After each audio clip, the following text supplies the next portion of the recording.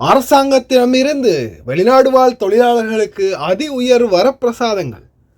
அஸ்ஸலாமு அலைக்கும் வரஹ்மத்துல்லாஹி வபரகாத்துஹு. அன்பார்ந்த அனைத்து உறவுகளுக்கும் இனிய மாலை வணக்கம். மீண்டும் மிக முக்கியமான சில தகவல்களோட தான் வந்திருக்கேன். வீடியோவை கடைசி வரைக்கும் பாருங்கள். தெரியாத நண்பர்களுக்கும் மறக்காமல் ஷேர் பண்ணுங்கள். வீடியோ பிடிச்சிருந்தால் ஒரு லைக் பண்ணுங்கள், சப்ஸ்கிரைப் பண்ணுங்கள். மறக்காமல் பெல் பட்டனை மோல் செலக்ட் பண்ணுங்கள். அப்போ தான் நான் போடக்கூடிய ஒவ்வொரு தகவலும் உங்களுக்கு நோட்டிஃபிகேஷன் மூலம் கிடைக்கும். இதோ அரசாங்கத்தால் வழங்கப்படும் அனுமதி பத்திரம் உண்மை வெளியானது. ஆனால் தொழிலாளர்களுக்கு நிரந்தர சந்தோஷத்தை போகும்போது அள்ளி வழங்கியது எது? அது தான் இது. அதை பற்றியும் பார்க்கலாம். அதே போல வெளிநாட்டு வாழ் தொழிலாளர்கள்னாலே இளிச்சவாயின்னு நினச்சிக்கிட்டானுங்களே தெரியல, நம்ம மேலேயே படிக்கிறானுங்க மாறி மாறி. இதோ மறுபடியும் ஆர்டிக்கல் 8 குடியுரிமை இழந்த மாமாக்களுக்கு பணிப்பெண்களை வழங்கும் சட்டம். பார்க்கலாம் அனைத்து தகவல்களையும். இது இருமலுக்கு கூடுதலாக இருமலுக்கு நெஞ்சு வலிக்கு இருமலுக்கு கொடுக்கக்கூடிய துளசி பாணி, துளசி சிரப். இது பார்த்திங்கன்னா டிக்டாக்ல 1 பீஸ் 3.5 தினார். கால் பண்ணுங்க 99 51 25 56 26 இந்த நம்பரில் டிக்டாக்ல போட்டு வச்சுருக்காங்க. எவ்வளவு? 3.5 தினார் 1 பீஸ். ஆனால் அதே துளசி சிரப் ஒரு பக்காலோவில் போய் பார்த்தா வெறும் 750 ஃபில்ஸ். அதே குவைட்டில் 750 ஃபில்ஸ். ஆன்லைனில் இந்த டெலிவரிகளில் பொருட்கள் வாங்குறீங்க தானே ஆன்லைனில் டிக்டாக்ல, மேலே நல்லா வச்சு மிளகா அரைக்கிறானுங்க பாருங்கள். එකම සිරප් එක හොඳේ ටික්ටොක් එකේ account එකක දාලා තියෙනවා මෙහෙම ගාණක්. කඩේ ගන්න ගියාම පිල් 750යි. ඇයි යන්නේ මේ මිනිස්සුන්ට මෙහෙම වැඩ කරන්නේ? මගේ යාළුවෙක් ගෙන්න ගත්තා මේ බෝතල් දෙකට ඩිනාර් 7යි, ඩිලිවරි charge එක ඩිනාර් එකක් අරගෙන. මට කිව්වා දැන් මම ඊයේ කඩේට ගියාම මේක දැක්කා ඒ බකාලා හැක තියෙනවා පිල් 750යි. මං ගියේ වෙන දෙයක් ගන්න. පස්සේ මම මේක අරගෙන ආව ලේබල් එක තියෙන නිසා අරකේ ලේබල් උත් ගලවලා මුකුත් නැහැ. ඉතින් මේ වගේ අසාධාරණකම් කරන්නේ මොකටදනේ? ගෙවල් වල වැඩ කරන අයට, අහිංසක මිනිස්සෙයින්ට මේ නංගිට කතා කරගන්න බෑ. මේ සෙම ඒ හින්දා තමයි කතා කරලා ගෙන්නගෙන තියෙන්නේ. ඉතින් ඔන්න බලන්න අපේ මිනිස්සු මේ ලංකාවේකමට කරන දේවල් කියන්න තියෙන කාටවත් මේ වගේ ගොන් වැඩවලට අහු වෙන්න එපා කියලා. வெறும் 750 ஃபில்ஸ் அதை 3.5 தினாருக்கு விற்கிறானுங்க டிக்டாக்ல. நல்லா இருப்பானுங்களா? அடுத்ததா இதோ கோவித்த கமாலும் வீடியோ போட்டிருந்தாரு. அதுக்கப்புறமா என்னப்பா நோட்டீஸ் எல்லாம் வச்சுருக்க கூட என்னன்னு பார்ப்போம் அப்படின்னு வாங்கி என்ன அது அப்படின்றத எடுத்து என்னென்ன டீட்டெயில்ஸை ஃபுல்லாகவே செக் பண்ணி பார்த்தால் இலங்கை வெளிநாட்டு வேலைவாய்ப்பு பணியகத்தில் பதிவு செய்து வெளிநாடு சென்ற வீட்டு பணியாளர் பணிப்பெண்களுக்கு மாத்திரமே. அது என்னடா அது பணிப்பெண்களுக்கு மாத்திரம்? சரி, ஓகே, நாங்கள்லாம் வெளிநாட்டு தொழிலாளர்கள் இல்லை அப்போ.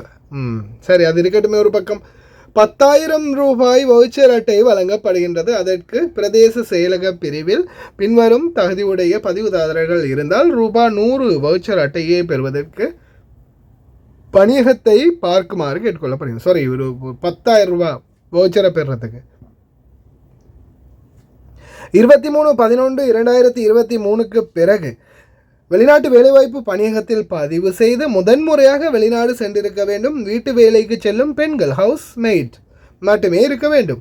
25 நாட்கள் பயிற்சி முடித்திருக்க வேண்டும். அப்படி முடித்திருந்தால் மட்டும் அவர்களுக்கு 10,000 ரூபாய் வவுச்சர் வழங்கப்படும். இதுபடிக்கு இலங்கை வெளிநாட்டு வேலைவாய்ப்பு பணியகம் என்ன எல்லாம் கம்பி கட்டுற கதையெல்லாம் சொல்கிறானுங்க பாருங்கள். 2023ஆம் ஆண்டு எத்தனாம் மாதம்டாது? 11ஆம் மாதம் 23ஆம் தேதிக்கு பிறகு, அதுவும் டேட்டு வேறு, அந்த டேட்டுக்கு பிறகு வெளிநாட்டுக்கு, அதுவும் புதுசாக போனால் பணிப்பெண்களுக்கு மாத்திரம். அப்போ இதுக்கு முன்னாடி வருஷமாக 40 வருஷம் 50 வருஷம் இந்த வெளிநாட்டில் இருந்து குப்பை கொட்டி உங்களுக்கு கஷ்டப்பட்டு காசு அனுப்பின அந்த வயதான மூதாட்டிகளுக்கு ஏதாவது கொடுக்குற ஐடியாக்கள் இருக்குதா? இப்போது எனக்கு முக்கியமான ஒரு பிரச்சனை ஒன்று உங்கள்கிட்ட நான் எத்தி வைக்கணும். ஏன்னா இது சிங்கள வீடியோவில் வந்த பிரச்சனை. இதை நான் உங்களுக்கு எத்தி வச்சே ஆகணும். எத்தர அப்பி அப்படின்ற ஒரு அக்கறையில் நாம் அப்படின்ற ஒரு சோஷியல் சர்வீஸ் குழு அவங்க இப்போ ரீசெண்டாக வீடியோ ஒன்று பப்ளிஷ் பண்ணுறாங்க. வாங்க வெளிநாட்டு தொழிலாளர்கள் எல்லாம் ஒன்று சேருங்க, நம்ம அரசாங்கத்துக்கிட்ட நம்மளோட உரிமைக்காக போராடுவோம் அப்படின்னு போட்டிருக்காங்க. அந்த வீடியோ போட்டிருக்கிறாரு அந்த நபர், அதில் செயலாளர். இப்போ இருக்கிற நாங்கள் சிங்கள வீடியோவில் தான் அவங்களுக்கு உரைக்கிற மாதிரி நல்லா கேட்கணும். நான் இப்போ இவங்கள்ட்ட கேட்குற கேள்வி என்னென்னா, டேய் நீங்கள் எல்லாம் ஒன்று சேர்ந்து தான் எத்திராப்பின்ற அந்த சங்கிதானே அந்த குழு தான் பார்த்தீங்கன்னா சுனில் ஹந்துனேட்டின்றது பார்த்தீங்கன்னா இப்போதைக்கு நல்ல ஒரு பெரிய பவர்ஃபுல்லான அமைச்சகத்தில் இருக்கக்கூடிய அமைச்சர். அதே மாதிரி ஜேவிபி கட்சியினுடைய தவிசாளர், தற்போதைய தேசிய மக்கள் சக்தியின் அமைச்சர். அப்படி இருக்கும் பட்சத்தில் மாலிமா கட்சியில் இருக்கிற அவர் இப்போ நல்ல அமைச்சராகவும் இருக்கிறாரு. ஆட்சி அனுரையுடைய ஆட்சி. அப்படி இருக்கும் போதும் ஏன் இன்னும் போராட்டம்? எதுக்குடா இன்னும் போராடணும்? அரசாங்கமே உங்கள் கையில் தான் இருக்குது. எத்தராப்பியோடைய தலைவர் யாருன்னு பார்த்தா சுனில் ஹந்துனேட்டி. அவர் இப்போ பெரிய போஸ்டில் இருக்கிற ஒரு அமைச்சர், அனுரைக்கு ரொம்ப நெருங்கியவர். இன்னும் எதுக்காக போராடணும்? வாங்க ஒன்று சேருங்க, உங்களுடைய பிரச்சனைகளுக்காக நாங்கள் குரல் கொடுக்கோம், நாங்கள் போராடுறோம். நான் மயிர போராடுறீங்க. இதுக்கு பிறகு அரசாங்கம் வந்திருக்கு, ஆட்சி நடக்குது, வெளிநாட்டு தொழிலாளர்களுக்கு தேவையான என்னென்ன செய்யணுமோ என்னென்ன தேவை இருக்கோ அதை செஞ்சு கொடுங்க. அதை விட்டுட்டு போராடுங்களா? இது என்னடா போராட்டம்?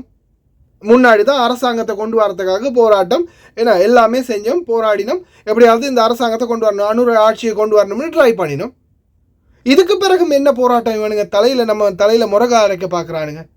இதுக்கு மேலேயும் மிளகா அரைக்கிறதுக்கு நாங்கள் விட போகிறது இல்லை. நிச்சயமாக அரசாங்கம் இனி வரும் காலம் இவங்க தந்தது தானே. இப்போ இந்த வீடியோவில் போகிறது எல்லாமே அவங்க சொன்னது, அவங்க தந்த வாக்குறுதிகள். அதில் ஒன்று சரி நிறைவேற்றினாங்களா? இல்லை.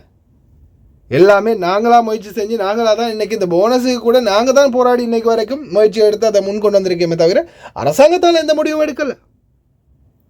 அதுக்குள்ளே மறுபடியும் போராட்டமா? உங்களெல்லாம் என்னத்தால் அடிக்கணும்? எவ்வளவெல்லாம் கஷ்டப்பட்டு போராடி மக்களுக்கு தொடர்ந்துமே அவேர்னஸ் பண்ணி புதிய ஒரு அரசாங்கம். சரி, ஓகே, செலவுகள் சித்தாயங்களை குறைச்சிருக்கிறாங்க, நாட்டில் வந்து பெரிய ஆடம்பரம் இல்லை, பந்தா இல்லை, நார்மலான ஒரு அரசாங்கம் நடக்குது. ஓகே அதற்காக நாங்கள் எத்தனை வருஷத்துக்கு தான் இன்னும் கஷ்டப்படுறது? எத்தனை தாய்மார்கள் இன்றைக்கும் நாட்டுக்கு போக முடியாமல் இருக்கிறாங்க? ஒரு லோன் வசதி, அதுவும் வட்டி இல்லாத ஒரு லோன் வசதி, வீடு திட்டம், கல்விக்கான உதவி திட்டம், நோய்வாய்ப்பட்டிருந்தாங்கன்னு இன்னைக்கு எத்தனையோ பேர் இந்த நாட்டில் வந்து கிட்னி ஃபெயிலியர் ஆகி ஒவ்வொரு நோய், கை கால் உடைஞ்சு எத்தனையோ நோய்களோட போகிறாங்க. அவங்களுக்கான ஒரு வாழ்வாதார திட்டம் எல்லாமே இருக்குது. இதில் எல்லாமே மென்ஷன் பண்ணி தான் இருக்கிறாங்க. ஆனால் ஒன்றும் நிறைவேற்றின பாடில்லை. இன்னும் இந்த ஒவ்வொரு சங்கிதான இந்த என்னது சொல்கிறது, அதுக்கு ஒவ்வொரு சங்கங்கள், ஒவ்வொரு குழுக்கள் வந்து மறுபடியும் போராடுவோம், புல்லு புடுங்குவோன்னு சொன்னாங்கன்னா நிச்சயமாக வாங்கி காட்டிட்டு போவாங்க. இனி போராட்டத்துக்கெல்லாம் ஒன்றும் இல்லை. இனிமே அனுர அரசாங்கம் கொடுத்த எல்லா வாக்குறுதிகளையும் நிறைவேற்றணும். நிறைவேற்றாத பட்சத்தில் நிறைய இழப்புகளை சந்திப்பாங்க. முக்கியமாக வெளிநாட்டு தொழிலாளர்களுடைய ஆதரவை இழந்தாங்கன்னா என்ன நடக்கும் அப்படின்றது அரசாங்கத்துக்கே தெரியும். மொத்த அரசாங்கமுமே ஸ்தம்பிதமாகிரும் வெளிநாட்டு தொழிலாளர்களோட சப்போர்ட் இல்லாட்டி. ஞாபகம் வச்சுக்கிட்டாங்கன்னா சரிதான். இதோ public authority for man power, அவங்களுடைய சப்போர்ட் இப்போ பார்த்தீங்கன்னா மறுபடியும் ஆர்டிகல் 8, அதாவது குவைத்தில் நிறைய மாமாக்கள் வந்து இப்போது குடியுரிமை இழந்தாங்க இல்லையா, குவைத்திகளுடைய மனைவிகள் வேறு நாட்டவங்க, அவங்களுக்கு மறுபடியும் சில அடிப்படைகள், அதாவது குழந்தைகள், பெரிய குழந்தைகள் இருக்கிறாங்க, திருமணமாகி நிறைய குழந்தைகள் இருக்குது, வயதானவங்க, இங்கே இந்த நாட்டுக்காக நல்ல வேலை செஞ்சு கொடுத்தவங்க, நிறைய செக்டார்களில் நல்ல வேலை பார்த்தவங்க, நாட்டை கட்டி எழுப்புறதுக்கு முயற்சி செஞ்சவங்க, உதவினவங்க, இந்த மாதிரி ஆட்களுக்கு அரசாங்கம் மறுபடியும் சான்ஸ் வழங்கியிருக்குது. அவங்களுக்கான காமம் வழங்கியிருக்கிறாங்க. அதே போல் அவங்களுக்கான லேபர் சப்போர்ட், பணிப்பெண்களுக்கான உதவிகளையும் வழங்க ஆரம்பிச்சிருக்கிறாங்க. இனி வரும் நாட்களில் ஆர்டிகல் 8 மாமாக்களுக்கு மறுபடியும் பணிப்பெண்களுக்கான அனுமதி வழங்கப்பட்டுள்ளது. ஆனால் இருக்கிறத ஒரே ஒரு பிரச்சனை, அவங்களுடைய சம்பளமெல்லாம் ரொம்ப கம்மியாக இருக்கும். பெருசாக அந்தளவுக்கெல்லாம் இவங்கள்ட்டெல்லாம் எதிர்பார்ப்புகள் எதுவும் முடியாது. ஏன்னா கிடைக்கிறது அவங்களுக்கு கிடைக்கிறதுல கொஞ்சத்தை உங்களுக்கும் தருவாங்க. அந்த மாதிரி தான் நிலைமைகள் இருக்கும்னு நினைக்கிறேன். ஏன்னா இப்போதைக்கு அவங்களுக்கு கொடுக்கக்கூடிய சம்பளம் வெறும் 500 தினார் தான், சிலருக்கு 600 தினார், அவ்வளவுதான், அதுக்கு மேலேலாம் இல்லை. அப்போ அந்த சம்பளத்தை வச்சு தான் அவங்களும் காலத்தை ஓட்டணும், உங்களுக்கும் சம்பளம் கொடுக்கணும். பார்க்கலாம் இன்ஷா அல்லாஹ். எதிர்வரும் நாட்களில் இந்த மாமாக்களுக்கு தொழிலாளர்களை கொடுக்கறதுக்கான அனுமதியை வழங்கியிருக்கிறாங்க. இதால் எந்த பிரச்சனையும் இல்லாமல், தொழிலாளர்களுக்கும் எந்த ஒரு பாதிப்பும் இல்லாமல் கிடைக்க வேண்டிய எல்லாமே சரியாக கிடைச்சி நிம்மதியாக தொழிலாளர்கள் வேலை செஞ்சாங்கன்னா அதுவே போதும். பார்க்கலாம். வெளிநாட்டு வேலைவாய்ப்பு பணியகம் நம்மளுடைய எம்பசிகள் சரியான தீர்மானத்தை எடுக்கணும் இந்த மாதிரி பிரச்சனைகள் உருவாகிச்சுன்னா. அதே போல் இன்றைக்கும் வெளிநாடு வாழ் தொழிலாளர்களுக்கு, அதுவும் குறிப்பாக குவைத் நாட்டை பொறுத்த வரையில் கிடைச்ச ஒரே ஒரு சந்தோஷம்னா அதற்கு ஒரே ஒரு காரணம் இந்த போனஸ் மனு தான். சத்தியமாக சொல்கிறேன், இது வரைக்கும் வேறு எந்த ஒரு விடயத்திலையுமே தொழிலாளர்கள் சந்தோஷப்பட்டதே கிடையாது. இந்த நிறைய பேர் இன்றைக்கும் சந்தோஷப்பட்டு எங்களுக்கு வாழ்த்து சொல்லி எங்களுக்கு பிரார்த்தனை பண்ணி ஒன்று நீங்கள் நல்லா இருக்கணும் அப்படின்னு சொல்லிட்டு போகிறதுக்கு காரணம் இதோ இந்த போனஸ். ஒரு சிலர் எடுத்த வீடியோ காட்சிகள். අදට මම මේ ගෙදරට ඇවිල්ලා අවුරුද්දයි. අවුරුද්දට බෝනස් එකේ සල්ලි දුන්නා. බෝනස් සල්ලි 150ක්. අදට අවුරුද්දයි මේ ගෙදරට ඇවිල්ලා බෝනස් එකේ සල්ලි දුන්නා. ඉතින් එහෙනම් ගොඩක් ස්තුතියි මල්ලි. තියන්නම් සරණයි. අද දෙයන් පිටයි. මල්ලි මේ තියෙන්නේ මේ මට හම්බෙච්ච බෝනස් එක. හොඳේ. මේ මම දැන් 14 වෙනිදා ලංකාවට යනවා. මේ තියෙන්නේ මගේ බෝනස් එක. තව හම්බුණා සල්ලි. පඩිය වෙනම හම්බුණා. තව ඒ ගෙවල් වලින් වෙනම මේ සල්ලි හම්බුණා. මේ තියෙන්නේ මට හම්බෙච්ච බෝනස් එක.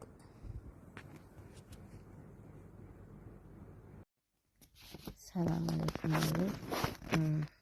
මම ලබන මාසේ යනවා. මම බලාගත්තු වාචනය තුනම මලට කිව්වා සනීපෙන් ඉන්නවා කියලා. එයා නැති වුණා. මම ලබන මාසේ යනවා.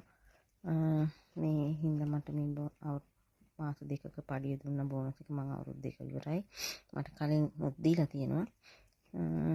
මේ එයාලගේ දුවලා මට දුන්න මෙතන දින 200ක් තියෙනවා. එයාලා වෙන මේ එයාලගේ සතුටින් දෙනු තෑගි කියලා. තව දුවලයි පුතාලයි තව දෙන්න ඉන්නවා. එයාලා දෙන්නම් කියලා කිව්වා. මේ තාම ඉතින් තව මාසයක් තියෙනවනේ මම යන්න ලබන මාසෙ යන්නේ. මම මල්ලිට කලින් කිව්වනේ මම ආච්චිලට වෙලා ඉදී ආච්චි හොඳට බලා ගන්නවා කියලා. මට රත්තරන් බඩුව අරන් දුන්නා. මේ ඒකත් මල්ලිට මම කිව්වනේ ඒ රත්තරන් බඩුව එකත්. ඊට පස්සේ ඉතින් මල්ලි ගොඩක් මහත් වෙනවනේ මේ රට විරු වැඩ කරන අත්වෙනුයි. ඉතින් මල්ලිටත් ගොඩක් ස්තුතියි. හැමෝටම මේ බෝනස් එක ලැබෙන්න කියලා ඉතින් මම ප්‍රාර්ථනා කරනවා. මම ගිහින් අහපව වෙනවා. මේ ගෙදරටම තමයි ඉන්නේ. එයාලා දුවලා ඉන්න කිව්වා. එයාලට මාව ඕන කියලා. මල්ලිට දෙවි පිටයි මේ අපි වෙනුවෙන් ඉතින් මහන්සි වෙනවට. හැමෝටම මේ බෝනස් එක ලැබුණොත් ඉතින් ගොඩක් හොඳයි කියලා මට කියන්න තියෙන්නේ ඉතින්. මට දුකයි ඉතින් ආච්චි නැති වෙච්ච එකට ඉතින් දුකයි. මොනවා කරන්නේ නේද මල්ලි? ඒ ආසනික වෙලා හිටිය අවුරුදු 6ක් මම එයාව බලාගත්තා. මම ඉතින් මගේ අම්මා වගේ එයාත් මට සැලකියාගේ දරුවෙක්ට වගේ තමයි. මට කවදාවත් එහෙම සැලකුවේ නැහැ. හැමදේම කන බොන දේවල් හිටන් හැමදේම මට දෙනක් දුන්න මං කන විදියට ඕනේ දේවල් උයාගෙන කන්න හැමදේම තිබුණා. මට සතුටුයි මෙහෙම තැනක් ලැබිච්ච එකත්. මට දුකයි ඉතින් අම්මා වගේ හිටිය ආච්චි නැති එක. මල්ලිට දෙවි පිටයි. ඉතින් මම යන්න කලින් මල්ලිට කතා කරන්න ආපෝ. சிலது வந்து ஃபோட்டோஸ் மட்டும், அதில் நிறைய ஃபோட்டோஸ்கள் இருக்குது. அந்த கவரில் போட்ட மாதிரி இதெல்லாம் இருந்தது. ஒரு தமிழ் பேசக்கூடிய சகோதரி ஒருத்தர் தான் போட்டாங்க.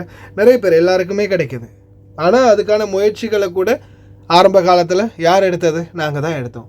வெளிநாட்டு வேலைவாய்ப்பு பணியகமோ அரசாங்கமோ இந்த அரசியல் கட்சிகளோ இந்த ஒவ்வொரு குழுக்களோ யாருமே வந்து எடுக்கலை. யாரும் உதவி பண்ணையும் இல்லை.